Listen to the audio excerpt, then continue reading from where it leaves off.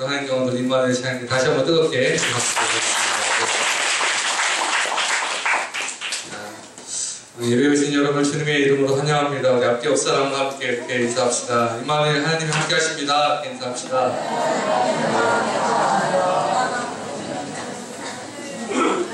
여러분 한 주도 믿음으로 승리하셨습니까? 승리하셨습니까? 얼굴 표정들이 승리한 얼굴들이 아닌데. 자, 중고등부로 올라온 지 드디어 3주째가 됐습니다. 중1 한번 손 들어보세요. 중1나 중1이다.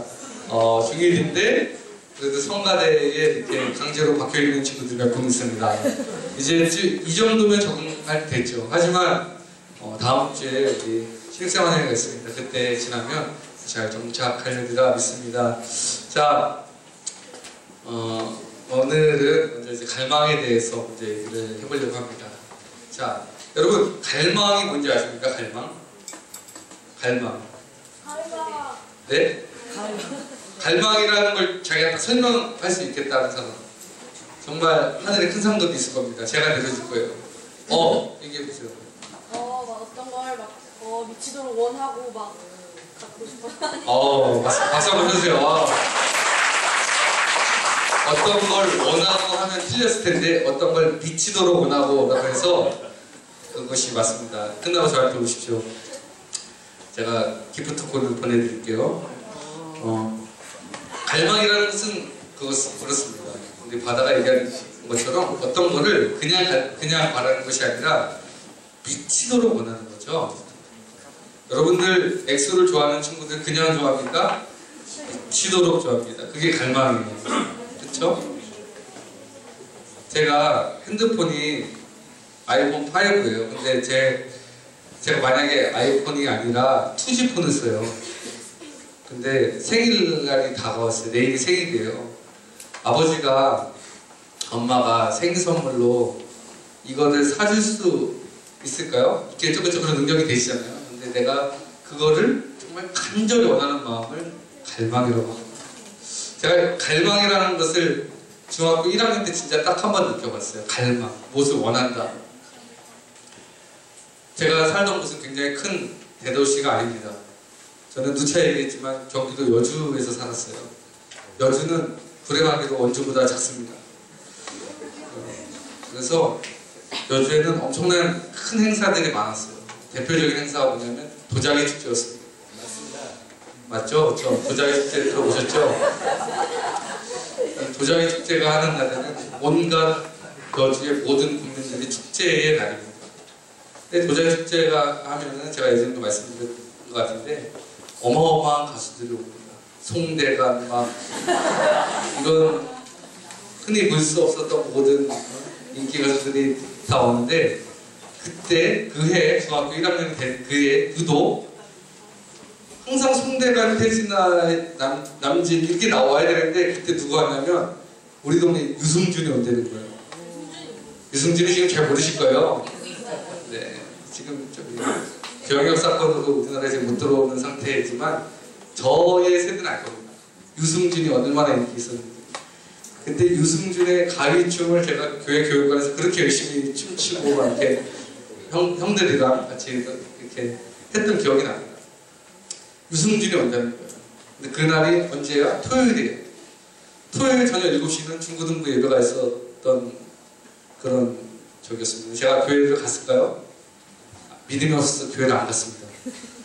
그래서 어디를 갔냐면 도자기 축제를 갔어요. 도자기 축제 어디서 하냐? 여주 신륵사에서 합니다. 근데 저는 키가 클까요? 작을까요? 작아요. 그래가지고 그때 여주에 있는 여주 이천 근방에 있는 모든 청소년들이 거기에 집결을 했습니다. 도저히 들어갈 수가 없었어요. 그래서 제가 너무 보고 싶은 거야. 그래서 삭교와 같은 마음으로 어디로 올라갔냐면 나무로 올라가지 않았어요. 그럴 여기는 없습니다. 저는 그래도 머리가 좋기 때문에 근방의 가장 높은 곳을 찾아갔어요. 어디냐면 여관 건물이었어요. 여관 건물을 제 친구랑 같이 올라가서 그 유승준을 보고 뭐 얼굴이 누군지 보이지도 않아. 그냥 빨간 옷 입은 것만 보여요. 그렇게 제가 하루 동안 열광하며 그를 남자인데 갈망해 본 적이 있어요. 미치도록 원했던 거죠. 한번 보고 싶어서. 그런 마음이 있었습니다. 여러분이 간절히 바라고 원하는 것들이 있죠. 여러분들 무슨 갈망을 갖고 계세요? 어떤 갈망이 있어요? 정말 내 성적이 한번 요번에는 세 자리에서 두 자리로 한번 들어가고 싶은 그런 갈망, 그렇죠? 나도 한번 교회 오빠랑 한번 만나보고 싶은 그런 갈망, 이런 갈망들이 있을 수도 있어요. 근데 오늘 본문에 있던 한 주인공도 그런 갈망이 있었던 사람입니다. 그 말씀의 주인공은 성경에서 그렇게 얘기해요. 맹인이래요, 맹인. 맹인은 뭔지 알죠? 앞이 보이지 않는 사람입니다. 누가복음에는 그 주인공을 이렇게 얘기하고 있습니다. 한 맹인이 이렇게 얘기하고 있습니다. 그러나 이 누가복음과 동일한 내용을 갖고 있는 평행복음 마가복음에서는 그 사람의 이름을 뭐라고 얘기하냐면, 여러분 들어보셨을 거예요. 바디메오라고 그러고. 이 바디메오는 이름의 뜻이 있습니다. 바라는 게 뭐냐면 아들이라는 뜻을 갖고 있어요. 그러면 바디메오, 누구의 아들이에요? 디메오의 아들이라는 뜻을 갖고 있습니다. 바디메오에게 한 가지 아픔이 있는 게 뭐냐면 바로 앞이 보이지 않는다는 거죠. 여러분, 앞이 안 보이면 얼마나 불편한지 아세요?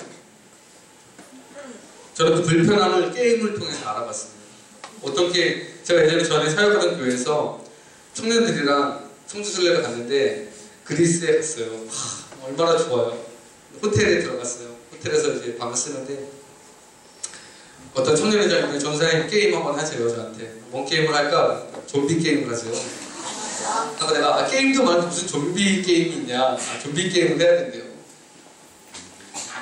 좀비 게임 좀 뭔지도 몰랐어요. 근데 갑자기 저보고 먼저 순례를 해야 된대요. 교육자는 섬기는 모습을 먼저 보여줘야 된다면서 알겠다고 제가 순례를 했어요. 근데 갑자기 제 눈을 뭘로 묶어요? 수건으로 묶고, 그리고 나를 찾으래. 근데 여러분, 저는 그렇게 앞이 안 보이는 게 불편하고 힘든지 처음 알았습니다. 좀비 게임을 시작했는데 제가 뭘 하면 되게 열심히 하거든요. 너무 열심히 잡으려고 한 거야. 소파에 부딪히고 TV에 부딪히고 난리가 났어요. 잡았을까요? 못 잡았을까요? 못 잡았어요. 근데 그 게임을 하고 나서 야, 진짜 눈이 안 보이니까 어떻게 할 수가, 방향 감각이 없잖아요. 앞으로 나가기도 그렇고 뒤로 나오기도 그렇고 굉장히 불편하더라고요. 근데 우리는 잠깐 그 게임을 통해서 앞이 안 보이는 거를 이렇게 체험해봤지만 평생 눈이 안 보이는 사람들 얼마나 불편할까 라는 생각을 하게 되는 거죠. 오늘 본문에 나온 맹인은 여러분 잘 아셔야 될 게 뭐냐면 원래부터 맹인이 아니었던 것이 분명합니다. 우리가 읽은 개혁 개정판 성경에는 이 사람이 태어날 때부터 맹인이었다고 기록하고 있지는 않지만 유진 피터슨이라는 그 한 신학자가 이 메시지라는 성경에 번역한 데는 이렇게 얘기하고 있어요. 40절에서 41절을 한번 볼까요? 40절, 41절. 40절은 그러면 우리 제가 메시지라는 성경, 개혁 개정이 아닌 메시지 성경을 읽어드리겠습니다. 예수님께서 걸음을 멈추시고 그를 데려오라고 말씀하셨다. 그가 가까이 오자 예수께서 물으셨다. 내게 무엇을 하기를 원하느냐? 그가 말했다. 주님, 다시 보기 원합니다. 주님, 다시 보기 원합니다. 이런 얘기를 했습니다. 본래 눈으로 보일 수 있었던 사람이라는 거죠. 그런데 어떠한 사고를 통해서, 불의의 사고를 통해서 맹인이 된 거죠. 여러분, 원래 태어날 때부터 눈이 보이지 않는다면 그것이 활자인 줄 알고 사는 거죠. 원래부터 보이지 않았으니까. 보는 기쁨이 없죠. 그런데 이 사람은 보는 기쁨을 알았던 사람이에요. 그 사람, 그 삶을 누리다가 사고를 통해서 앞이 보이지 않는 거죠. 갑자기 앞이 보이지 않는 상실감이 얼마나 컸겠습니까? 그래서 이 바디메오는 늘 자기 마음 가운데 아픔이 있던 거죠. 늘 그리워한 거예요. 다시 보기를 원하는. 당시 유대사회에서 이 맹인들을 천시했습니다. 몸이 불편한 사람들 천시했어요. 장애자라고 얼마나 무시를 당하고 핍박을 당했는지 아무도 그를 거들떠보지 않았습니다. 그리고 그는 맹인이기도 하지만 마감을 보니까 거지라고 했고 돈이 없었습니다. 구걸하던 삶이었습니다. 사람들도 그를 무시했고 그 자신도 자신에 대해서 뭐라고 생각했냐면 나도 나고자다, 불쌍한 인생이다라고 하는 것이 사실 맹인들이 살아가는 삶이었습니다. 그런데 그의 삶 가운데 한 가지 한 줄기 빛이 있었는데 뭐냐면 바로 예수님이셨어요. 늘 보기를 원하는, 다시 보고 싶어하는 그의 갈망 가운데 예수님이 희망으로 나타나셨습니다. 세상은 그를 불구자라고 얘기하고 불쌍한 인간이라고 얘기하고 천대하며 학대했지만 예수님은 그를 뭘로 봤어요? 사랑의 대상으로 봤다는 거죠. 사랑의 눈으로 그를 봤다는 겁니다. 그래서 그 예수님의 사랑의 마음이 그를 고칠 수 있는 능력이 된 것이죠. 우리 오늘 본문을 통해서 먼저 뭐를 깨달을 수 있냐면 믿음과 사랑의 관계에 대해서 깨달을 수 있습니다. 맹인 바디메오가 단순히 믿음이 있어서 고침을 받았다. 맞습니다. 결과적으로 맞습니다. 그러나 틀립니다. 왜냐하면 예수님의 사랑이 먼저 있었기 때문에 그렇습니다. 많은 사람들이 믿음과 사랑을 구분지어서 이야기합니다. 믿음이 있는 거랑 사랑이 있는 거랑 별개라고 생각해요. 그러나 여러분, 믿음과 사랑은 긴밀히 연결되어 있습니다. 믿음의 시작이 뭐냐? 사랑이라는 거예요. 사랑을 통해서 그의 믿음이 더욱더 굳건해지는 것입니다. 여러분의 믿음이 있죠? 그렇죠? 믿음 있어요? 지호야, 너 믿음 있니? 믿음 있지? 부끄러워하지 마. 자, 여러분 믿음 있으시죠? 근데 여러분, 그 믿음이 완성되어지는 과정에서는 또 사랑이 필요합니다. 사랑의 다른 말은 뭐예요? 또 믿음이기도 합니다. 저는 오늘 본문 말씀을 통해서 무엇을 봤냐면 맹인이 하나님을 향한 뜨거운 믿음의 갈망이 있었지만 그 전에 예수님께서 그를 사랑의 존재로 생각하시는 놀라운 사랑이 먼저 있었다는 것을 본문을 통해서 깨닫게 되었습니다. 예수님의 수제자가 누구죠? 예수님의 수제자가 있어요. 이름 뭐예요? 베드로. 베드로예요. 베드로가 근데 예수님을 몇 번 보이네요? 3번. 3번. 주일학교 잘 나왔습니다. 3번을 부인하고 그래서 죄책감에 빠졌습니다. 고향으로 돌아갔어요. 나는 가서 고기나 잡아야 되겠다. 그물 투망치고 고기를 잡고 있는데 이 고기꾼인 베드로가 한 마리도 못 잡았어요. 근데 예수님께서 한 마리도 못 잡고 헛구물질하고 이렇게 무트가 베드로에게 뭐를 준비해 주셨어요? 배신한 그 베드로에게 떡과 생선을 준비해 주셨어요. 베드로의 마음이 감동했습니다. 그래서 예수님을 믿게 됐어요. 그리고 거기서 사명을 내가 사명자로 살겠다고 결단하게 됩니다. 예수님의 사랑이 오니까 그의 굳었던 마음들이, 그의 연약했던 마음들이 새롭게 되는 것이죠. 맹인에게 아무리 갈망이 있으면 무엇합니까? 예수님의 사랑이 없으면 그만입니다. 여러분들이 정말 지금 신앙생활하고 이 자리에서 예배드릴 수 있는 것은 뭐냐면 우리의 믿음이 있기도 하지만 예수 그리스도의 십자가의 사랑이 먼저 있었기 때문에 우리가 예배드릴 수 있는 것입니다. 믿음 이전에 사랑을 기억해야 된다는 것입니다. 예수님의 넘치는 사랑을 통한 결과물이 뭐예요? 바로 믿음이 있는 사람들이 세워진다는 겁니다. 바디메오가 이제 그 믿음의 사람들이 된 거예요. 그래서 예수님을 전하는 사명자가 된 거죠. 여러분도 마찬가지입니다. 예수 그리스도의 사랑으로 태어난 우리가 믿음의 결과들입니다. 우리는 그러므로 예수 그리스도의 제자가 되는 것입니다. 사랑을 먼저 경험해야 믿음이 온전히 된다는 것을 맹인의 삶을 통해서 알았습니다. 그런데 본문은 믿음을 얻기 위해서는 들음이 필요함을 또 얘기하고 있습니다. 36절에서 37절 말씀 한번 띄워주시겠어요? 누가복음 18, 36절에서 37절 다 같이 읽겠습니다. 시작!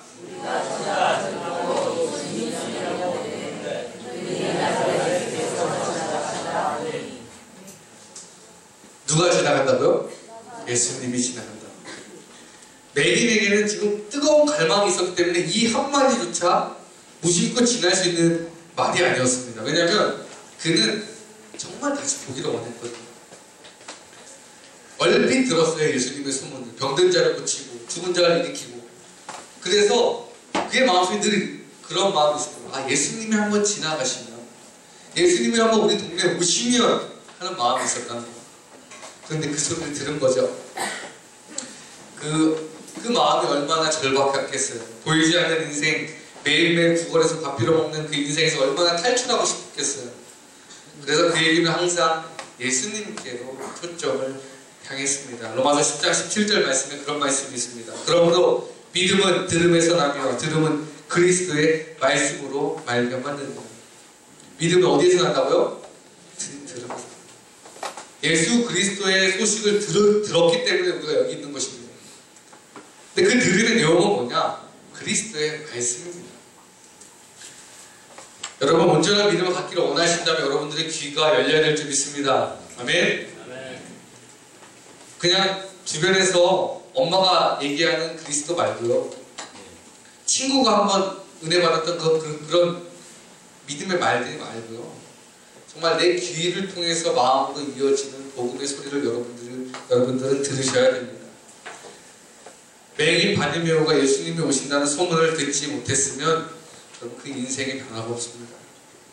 또 매일매일 반복되는 삶이에요. 일과처럼 밥 빌어먹고 무시당하고 발로 차이고 매일매일 길바닥에서 전전하는 그런 인생이 되는 것입니다. 그러나 여러분, 그는 예수님의 소리를 들었습니다. 그 들음의 결과가 뭐예요? 새로운 인생의 시작입니다. 이 본문 말씀이 궁극적으로 우리에게 원하는 것이 있습니다. 뭐냐면 그 복음의 소식을 여러분들이 들으라고 하는 것입니다. 그 예수님의 놀라운 변화의 능력은 여러분도 경험해보라, 도전하고 있는 것입니다. 여러분, 믿음은 제가 앞에서 얘기했지만 갈망이에요. 예수님을 향한 뜨거운 갈망이 있어야지 주님을 만날 수 있습니다. 누가복음을 쓴 이 작가는요, 뭐에 관심이 있냐면 다른 복음서랑 좀 달라요. 누가복음은 약자한테 관심이 있어요. 고아, 과부, 그리고 오늘처럼 이 맹인, 사회적으로 약한 사람들한테 관심이 있습니다. 본문 다음에 나온 삭개오도 약자였고 불쌍한 사람이었잖아요. 그런데 맹인하고 삭개오에게 공통적인 특징이 있는 게 뭐냐면 한 가지예요. 뭐냐? 예수님을 만나보고 싶어 했다는 겁니다. 여러분, 교회에 다녀도 예수님 못 만날 수 있습니다. 이거는 너무나 충격적인 일이에요. 이거는 엑소가 결혼하는 것만큼 충격적인 소식이에요. 교회에 다녀도 예수님을 만날 수 없을 수가 있어요. 정말 불행하고 정말 안타까운 일입니다. 그 만나지 못한 사람들이 우리가 대학교로 가고 직장생활을 하면 교회를 떠나는 것입니다. 사실 교회 떠나는 것이 가슴 아픈 것이 아니라 함께 하시는 예수님의 그 놀라운 사랑과 평안을 누리지 못하는 그들을 보기 때문에 안타까운 것입니다. 매기는 그래서 얼마나 예수님을 보고 싶어 했냐면 미친 듯이 소리치고 부르는 거예요. 뭐라고 불렀어요? 다윗의 자손 예수여. 삭개오는 예수님 보려고 미친 듯이 어디로 올라간 거예요? 뽕나무 올라간 거예요. 인생의 마지막 인생에 있어서 가장 도전을 한번 해본 거죠. 그거 아니면 안 되는 거예요. 38절 말씀에 이렇게 얘기합니다. 외쳐 이르되 라고 얘기합니다. 외쳐 이르되. 그런데 39절 말씀에 사람들이 그걸 꾸짖었어요. 그래서 근데 그게 그 사람이 뭐라고 그랬냐면 더욱 크게 소리 질렀다 라고 표현하고 있습니다. 여러분, 바디메오는 돈도 없고 눈도 보이지 않았지만 그는 믿음이 있었던 사람입니다. 용기가 있었던 사람입니다. 사람의 시선이 중요한 것이 아니라 자신의 인생을 살리고 싶었습니다. 여러분 친구들 의식 많이 하죠? 제가 여러분 나이 때 그랬어요. 교회 오면서도 믿음을 갖고 있으면서도 친구들 의식 많이 하죠? 여러분, 옆에 있는 친구가 여러분의 인생을 구원해주지 않습니다. 이거는 너무 냉정한 얘기예요. 옆에 있는 그 친구의 믿음이 내 믿음이 아니라는 거죠.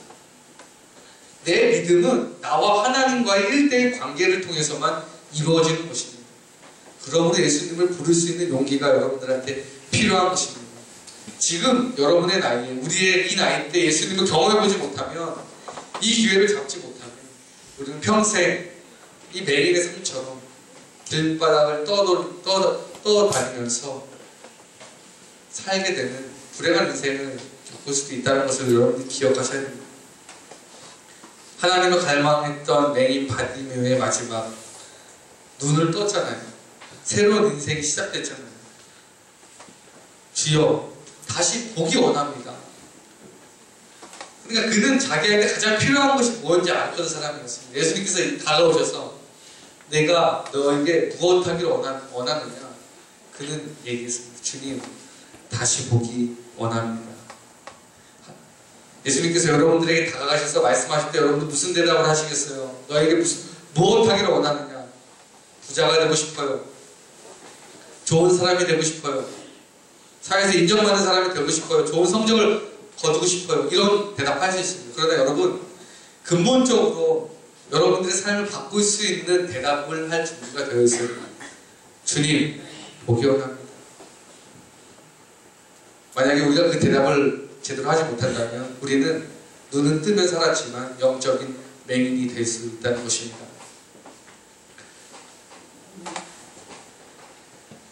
개콘 여러분 보시죠? 저는 요즘 잘 안 봐요. 잘 안 보는데 요즘에 개콘에서 제일 인기 있는 사람이 누구예요? 몸값이 비싼 사람이 누구예요? 신보라네요. 신보라. 전사님이랑 친한 우리 후배 목사님이신데 서울에 있는 종교교회에서 사업을 하시는데 저한테 연락을 하셨어요.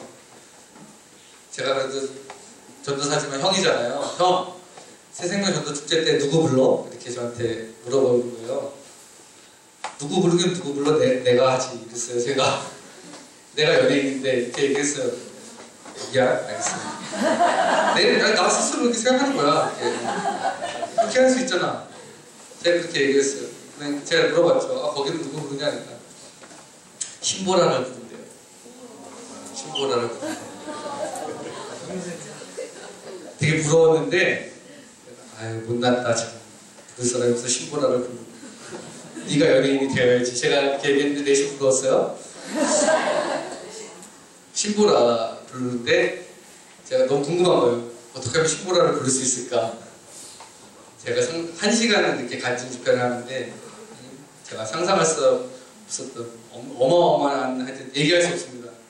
그런 몸값을 자랑하더라고요. 근데 신보라가 하고 갔는데 많은 사람들이 은혜를 받았대요. 평소 새생명 초청축제 하면 20명은 많이 오고 저희랑 사이즈가 비슷해요. 30명은 많이 오고 몇 명인지 아세요? 200명 갔습니다. 거기가 매 터지는 사당 초유의 일이 일어났대요. 물론 그 다음 주에는 다 안 왔대. 그래서 되게 안타까웠지만 내가 뭘 이렇게 많이 오냐 제가 물어봤어요. 그러니까 신보라가 저는 연예인들이 간증 집회를 하는 거에 대해서 너무 많이 하고 그러니까 별로 감흥이 없었어요. 근데 신보라가 정말 복음을 전하는 사람이라는 거예요. 저한테 너무 은혜를 받았다는 거예요. 그러면서 너도 한번 봐보라고. 저도 한번 인터넷으로 한번 봐봤어요. 은혜가 되더라고요. 저는 예전에 KBS 연예대상에서 신보라가 이런 말을 했던 것이 그때 보면서 기억이 났어요. 수상 소감을 하는데 그 얘기를 했잖아요. 제가 자랑할 것은 뭐밖에 없다? 예수의 피밖에 없다. 이 수상 소감으로 신보라는 인터넷에서 엄청난 맹공격을 받았습니다. 그리고 많은 팬들이 이뤘습니다. 안 그래도 기독교 옹호인데 이 개독교 XX들 무서워 죽겠다. 자랑할 게 없어. 피를 자랑하냐. 막 이렇게 해가지고 댓글들이 3,000개, 4,000개 쫙 달렸어요. 제가 그것을 딱 보는데 무개념 수상 소감이다. 막 이런 얘기도 많았잖아요. 근데 저는 그걸 보면서 이런 생각을 했습니다. 신보라는 이걸 알고 얘기했겠다라는 생각을 했어요. 여러분 그 정도 인지 능력이 없었겠습니까? 근데 그는 그 가운데 예수님을 자랑하고 싶었던 거죠. 알면서 하는 거죠. 자기가 당해내야 될 고난보다 거기서 예수님을 자랑하고 영광을 돌리는 것이 그에게 더 큰 사명이었다는 겁니다. 그것이 믿음이에요. 알면서도 가는 것이 믿음입니다. 앞에서 손들고 막 찬양하는 것, 기도하면서 우는 것, 저 솔직히 중학교 3학년, 고등학교 1학년, 2학년 다 못난 사람들이 하는 건 줄 알았어요. 저 찌질아, 왜 여기 울어? 제가 항상 그랬어요. 애들은 왜 울어? 왜? 찬양도 왜? 집에 가서 혼자 울지. 저 그랬어요. 울지 마. 심지어 제가 그때 중고등부 회장이었어요. 애들 찬양을 부르는데 울지 말라고. 중고등부 회장이 애들 은혜 받았는데 내가 야 못난 거래. 찌질한 거 하지 마. 이해가 안 됐어요. 저 그때 몰랐으니까. 근데 그 찌질하는 거 우리가 지금 잘하고 있습니다. 제가 10년이 지나 나이 잘하고 있습니다. 왜냐하면 예수님을 믿는 사람이라면 그것이 믿음의 고백인 줄 자기가 알기 때문에 할 수밖에 없는 거죠. 여러분 주변 옆 사람이 손들고 찬양한다고 해서 이상하게 보지 마세요. 자꾸 관찰하지 마세요. 그게 믿음이에요. 옆 사람이 열심히 방언으로 기도한다고 해서 저 사람 술 취한 거 아니라고 생각하지 마세요. 그게 믿음입니다. 저는 오늘 본문 말씀을 보면서 마지막으로 여러분들한테 질문하고 싶어요. 여러분들은 지금 여러분의 신앙을 보면서 영적인 눈이 띄었는지, 단순히 앞에 보이지 않는 것이 맹인이 아닙니다. 영적인 눈이 감긴 사람이 진짜 맹인입니다. 하나님 앞에 나는 정말 맹인인지 맹인이 아닌지 여러분들 믿음을 한번 돌아보시고 우리 2014년도를 시작하는 이때에 하나님을 갈망하는 믿음의 삶을 통해서 펼치시는 여러분들이 되셨으면 좋겠습니다. 그러면 오늘 본문의 제목처럼 여러분들이 간절히 갈망하는 그것이 이루어지는 믿음의 기적을 보게 될 줄 믿습니다. 사랑하는 어찌제일교회 친구 여러분, 그리고 영적인 눈을 뜨시기를 바라고요. 우리에게 정말 필요한 것이 무엇인지 믿음으로 구할 수 있는 용기가 여러분들의 삶 가운데 주님의 이름으로 부탁드립니다. 아멘. 기도하겠습니다.